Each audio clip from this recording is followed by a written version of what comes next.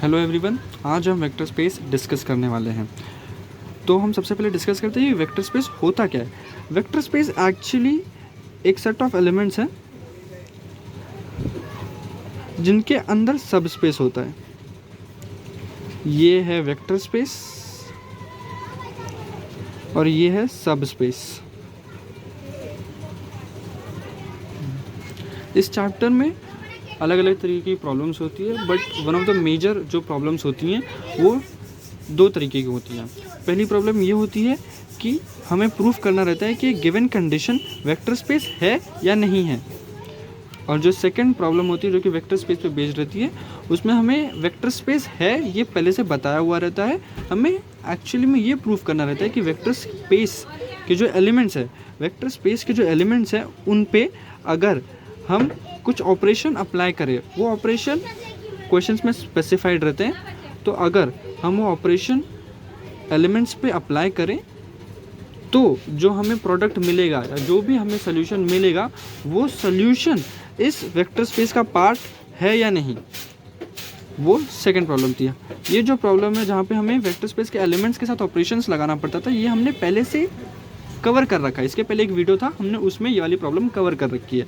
आज हम सब स्पेसेस के रिगार्डिंग डील करेंगे, बट सब स्पेस पे जाने से पहले हम पहले एक जो पहले वाला वीडियो था उसका थोड़ा ओवरव्यू ले लेते हैं, ठीक है। तो वेक्टर स्पेस, अगर क्वेश्चंस होता है कि वेक्टर स्पेस प्रूफ करना है, तो वेक्टर स्पेस प्रूफ करने के लिए हमारे पास 8 कंडीशंस होती थी, कम्यूटिविटी, एसोसिएटिविटी, ऐसे ऐसे करके 8 प्रॉपर्टीज़ हैं। वो प्रॉपर्टीज़ हम लाइक फ्यूचर वीडियोज़ में शायद कवर कर लें, पर अभी ये वाला वीडियो सब स्पेसेस के लिए है। जैसा कि ये डायग्राम देख के पता चल रहा है, सब स्पेस एक्चुअली वेक्टर स्पेस का ही पार्ट होता है। तो अगर हमें सब स्पेस प्रूफ करना है तो हमें वेक्टर स्पेस पहले से दिया हुआ रहेगा और बोला गया रहेगा कि सब स्पेस है या नहीं, ये प्रूफ करो। सब स्पेस प्रूफ करने के लिए हमारे पास तीन प्रॉपर्टी है। पहली प्रॉपर्टी ये कि सब स्पेस में ज़ीरो बिलोंग करना चाहिए। लेट्स से सब स्पेस, हम यहाँ पे अज्यूम कर ले रहे हैं कि सब स्पेस को हम एस से डिनोट करेंगे कि ज़ीरो एलिमेंट एस को बिलोंग करना चाहिए, एस सब स्पेस है। और सेकंड प्रॉपर्टी ये है कि इस सब स्पेस के दो एलिमेंट्स अगर मैं लूँ, लेट्स से ये एलिमेंट हो गए S1 और S2। अगर S1 और S2 का सम करने पे लेट्स से मुझे S3 मिल रहा है, तो ये जो S3 मिल रहा है, ये S3 भी सब स्पेस का पार्ट है या नहीं, ये हमारी सेकंड प्रॉपर्टी है सब स्पेस प्रूव करने के लिए, ठीक है।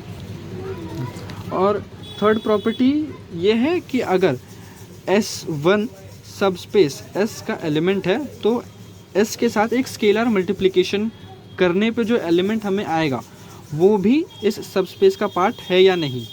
स्केलर एक्चुअली बस एक मैग्नीट्यूड, एक नंबर होता है, वो एक वेरिएबल नहीं हो सकता, दैट्स इट। यूजुअली हम स्केलर को अल्फ़ा से डिनोट करते हैं जो कि रियल नंबर को बिलोंग करता है, यानी अल्फ़ा की वैल्यू कुछ भी हो सकती है। तो ये बेसिक थ्योरी था सब स्पेस के रिगार्डिंग। क्या क्या 3 प्रॉपर्टी थी। पहली प्रॉपर्टी ये कि ज़ीरो सब स्पेस का एलिमेंट होना चाहिए। दूसरी प्रॉपर्टी ये कि सब स्पेस के दो एलिमेंट्स का सम लेने पे जो एलिमेंट आए वो भी सब स्पेस को बिलोंग करना चाहिए, ये सेकंड प्रॉपर्टी। थर्ड प्रॉपर्टी ये कि सब स्पेस के किसी भी एलिमेंट को अगर हम किसी स्केलर के साथ मल्टीप्लाई करें तो जो प्रोडक्ट आएगा वो प्रोडक्ट भी सब स्पेस को बिलोंग करना चाहिए। ये 3 प्रॉपर्टी है सब स्पेस प्रूफ करने के लिए। हाँ, तो ठीक है गाइज, ये था वेक्टर स्पेस और सब स्पेस के रिगार्डिंग थियरी। अब हम सब स्पेस के ऊपर एक क्वेश्चन सॉल्व करेंगे, ठीक है। ये सब स्पेस के रिगार्डिंग एक क्वेश्चन है, तुम पढ़ लो, मैं पढ़ लिया, मैंने लिखा है, पढ़ना तुम्हारा काम है, ठीक है। एक बार क्वेश्चन पढ़ लो, फिर हम क्वेश्चन सॉल्व करेंगे, वीडियो पॉज करके पढ़ लो। So let's read through the question. यहाँ पे हमें दिया हुआ है, determine whether the set P4 of all real polynomials of degree less than और equal to 4 together with zero polynomial is subspace of vector space of P। अच्छा ठीक है। यहाँ पे ये एक वर्ड प्रॉब्लम है जो कि वेक्टर के सब स्पेस के ऊपर बेस्ड है। ये एक्चुअली सर का होमवर्क वाला क्वेश्चन है, हम उसे ही सॉल्व करने वाले हैं अभी। P4 of all real polynomials degree less than और इक्वल टू 4, ठीक है। ये सब स्पेस है हमारा, सब स्पेस। ऐसी वर्ड प्रॉब्लम्स में सब स्पेस और वेक्टर स्पेस आइडेंटिफाई करने का बेसिक सा एक जुगाड़ यही है कि जो बड़ा वाला सेट दिख रहा है, जो इसलिए दिखने में बड़ा वाला सेट है, वो वेक्टर स्पेस होता है, और जो छोटा सेट है या जो बहुत जल्दी लिमिट हो जा रहा है वो सब स्पेस है। जैसे हमने यहाँ पे देखा ही था ना कि सब स्पेस वेक्टर स्पेस का पार्ट होता है, वैसे ही यहाँ पे हमने देख लिया कि हाँ भाई यहाँ पे एक पॉलिनोमियल है जिसकी डिग्री 4 है, ठीक है। यहाँ पे डिग्री 4 तक हमने लिमिट कर दिया, एक मिनट सॉरी, लेस देन और इक्वल टू डिग्री 4, ठीक। तो ये सारे पॉलिनोमियल्स को कंटेन कर रहा है जिसकी डिग्री 4 या 4 से कम है। ऑन द अदर हैंड ये जो नेक्स्ट वाला कंडीशन है जहाँ पे वो सारे पॉलिनोमियल्स को इंक्लूड कर रहा है, तो डेफिनेटली ये जो सारे पॉलिनोमियल्स को इंक्लूड कर रहा है ये हमारा वेक्टर स्पेस हो गया, ये वेक्टर स्पेस हो गया, और ये P4 वाली कंडीशन ये हमारा सब स्पेस हो गया।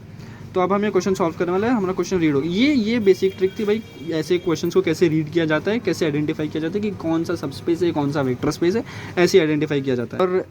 और एटलीस्ट मैं तो ऐसे आइडेंटिफाई करता हूँ कि क्या वेक्टर स्पेस है क्या सब स्पेस है, ठीक है। तो अब हम प्रूफ करने वाले हैं कि ये P4 एक सब स्पेस है या नहीं। एक बार याद कर लो, सब स्पेस की 3 प्रॉपर्टी हमें प्रूफ करनी है। एक कि 0 उसका एलिमेंट है, दूसरा कि सम करने पे जो सम आ रहा है सब स्पेस के एलिमेंट्स का वो भी सब स्पेस का ही पार्ट है। थर्ड प्रॉपर्टी ये कि स्केलर मल्टीप्लिकेशन करने के बाद जो प्रोडक्ट आएगा वो भी सब स्पेस का पार्ट है, ठीक है। अब हम स्टार्ट करते हैं। पहली कंडीशन ये कि 0 शुड बिलोंग टू S, हम let S be the subspace, S be the subspace, ये हो गया। अब हमें चेक करना है क्या 0 जो कि एक एलिमेंट है वो सब स्पेस S का पार्ट है या नहीं। कंडीशन के हिसाब से जो सब स्पेस है वो सारे पॉलिनोमियल्स कवर कर रहा है जिनकी डिग्री 4 या 4 से कम है। तो ये कंडीशन हमें देख के समझ में आ रहा है कि एक पॉलिनोमियल या जो 0 पॉलिनोमियल है जिसका कोएफिशिएंट 0 होता है, लेट्स से वो 0 कोएफिशिएंट हम कैसे भी बना सकते हैं, let's say it is 0x0 या 0x1, कुछ भी, ये ऐसे जो भी मतलब एक पॉलिनोमियल जिसका कोएफिशिएंट 0 हो उसको हम 0 पॉलिनोमियल कहते हैं।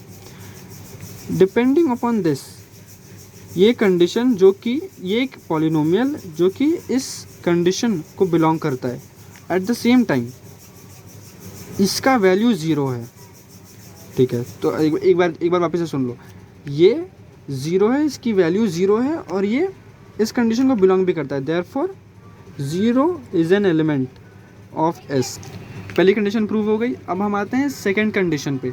सेकंड कंडीशन ये कि सब स्पेस के कोई भी 2 एलिमेंट्स लेने पे हमें जो एलिमेंट मिलेगा, मतलब सब स्पेस के 2 एलिमेंट का सम लेने पे जो भी एलिमेंट मिलेगा वो सब स्पेस का ही पार्ट है, ठीक है। तो अब हम दो एलिमेंट्स अज्यूम करते हैं। If any one of you are wondering कि अज्यूम कैसे कर रहे हैं, ऐसे हवा में थोड़ी अज्यूम कर लेंगे, नहीं भाई, हवा में ही अज्यूम करना है। ये जो कंडीशन है इस कंडीशन से मैच होनी चाहिए, जो भी तुम अज्यूम कर रहे हो वो इस कंडीशन को मैच करना चाहिए, वो एकदम आउट ऑफ द बॉक्स नहीं रहना चाहिए। इसी सब स्पेस, इसी कंडीशन को फॉलो करते हुए, इसी कंडीशन को अवॉइड करते हुए तुम्हें कोई भी 2 एलिमेंट अज्यूम करने हैं।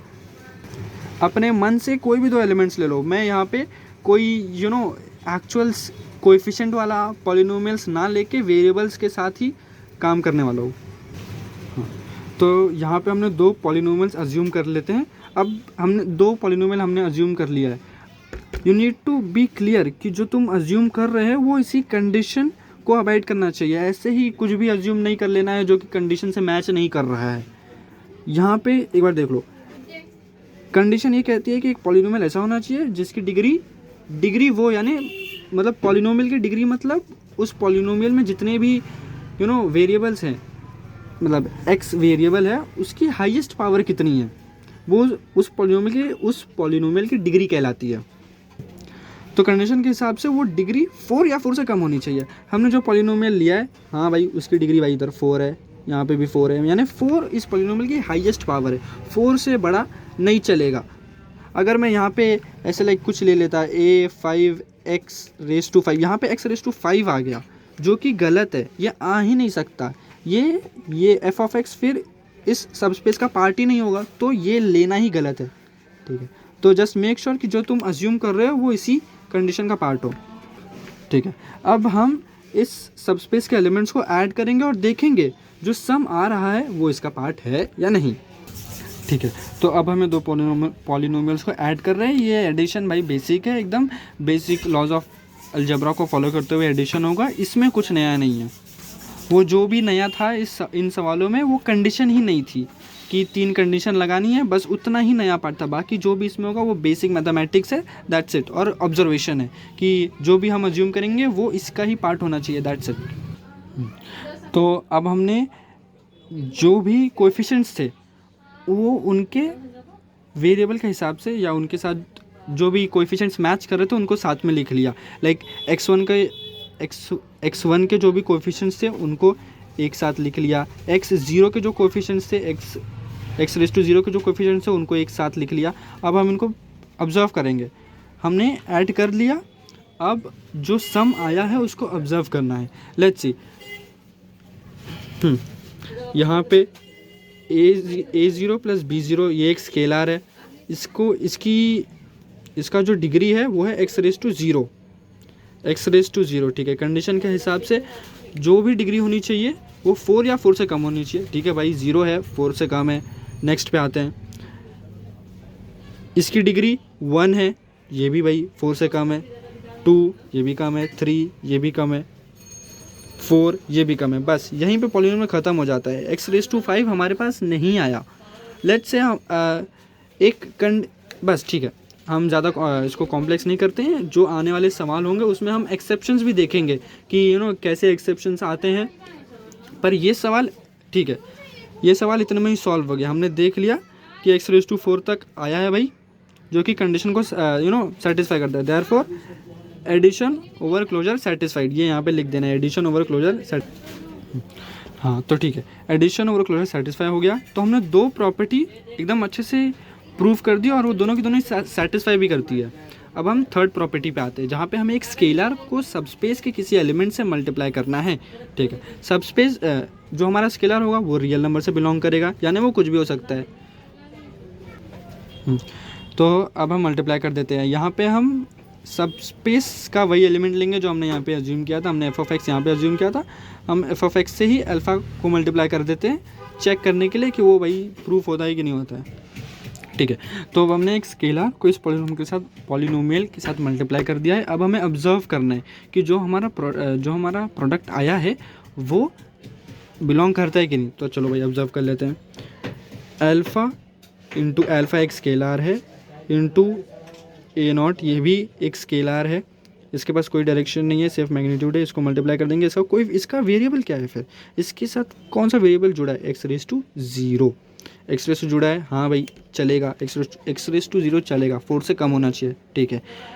मतलब तुम लोग सोच रहे होगे कि कोएफिशिएंट कुछ भी आ रहा है, यहाँ पे भी कोएफिशिएंट a0 प्लस b0 आया, कुछ नहीं हुआ, उससे कुछ फ़र्क नहीं पड़ा।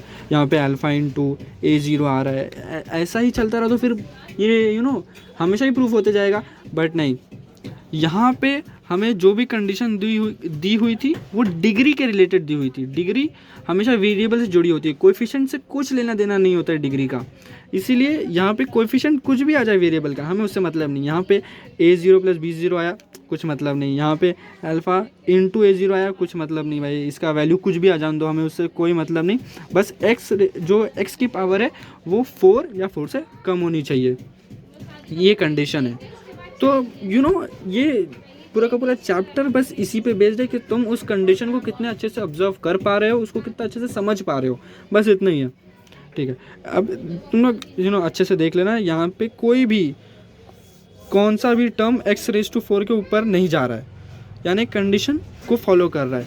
देयरफॉर बस भाई इतना ही था। Therefore condition satisfied, it is a subspace. Therefore it is a subspace.